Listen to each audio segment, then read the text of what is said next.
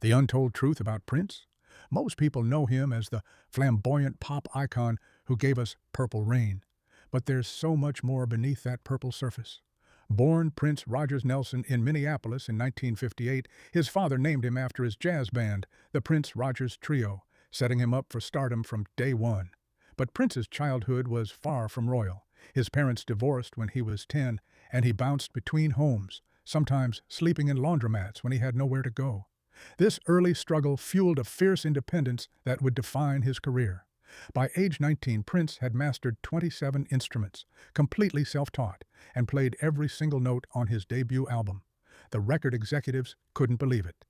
When they questioned who really performed the music, Prince responded by recording his second album entirely alone again, just to prove he could. What most people don't know is that Prince was the mastermind behind countless hits for other artists. Manic Monday by the Bangles? Prince wrote that. Nothing Compares to You by Sinead O'Connor? Prince again. He even wrote Stand Back by Stevie Nicks after hearing Little Red Corvette on the radio. In 1993, Prince changed his name to an unpronounceable symbol, forcing journalists to call him the artist formerly known as Prince. This wasn't just eccentric behavior. It was a calculated move in his war against Warner Brothers.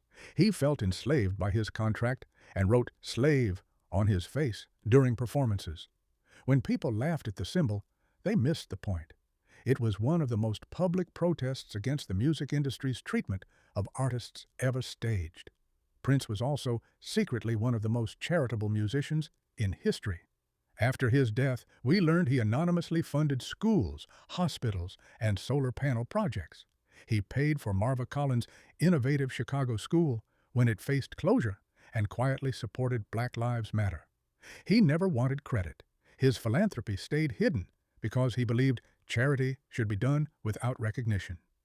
His Paisley Park compound contained a legendary vault with over 8,000 unreleased songs and complete music videos, enough to release an album every year for the next century.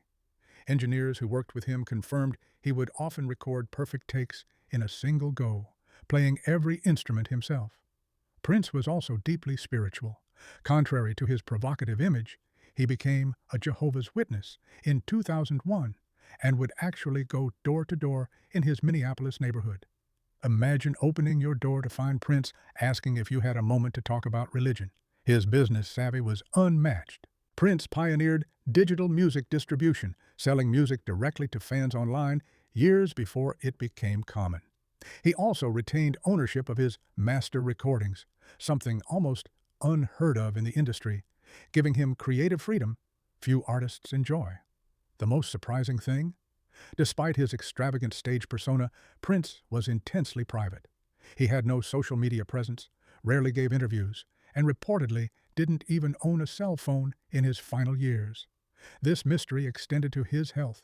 Few knew he suffered from chronic hip pain from years of performing in high heels, leading to his use of pain medication.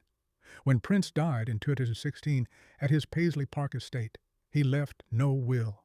The legal battle over his $300 million estate dragged on for years, with people coming out of the woodwork claiming to be relatives. The purple-loving icon who controlled every aspect of his art couldn't control his final legacy. Perhaps the greatest untold truth about Prince is that despite being a global superstar, he never left his hometown. When other stars fled to LA or New York, Prince stayed in Minneapolis, nurturing local talent and building a music scene that produced Jimmy Jam, Terry Lewis, and Morris Day. His loyalty to his roots showed the real man behind the purple mystique, someone who never forgot where he came from, even as he changed music forever.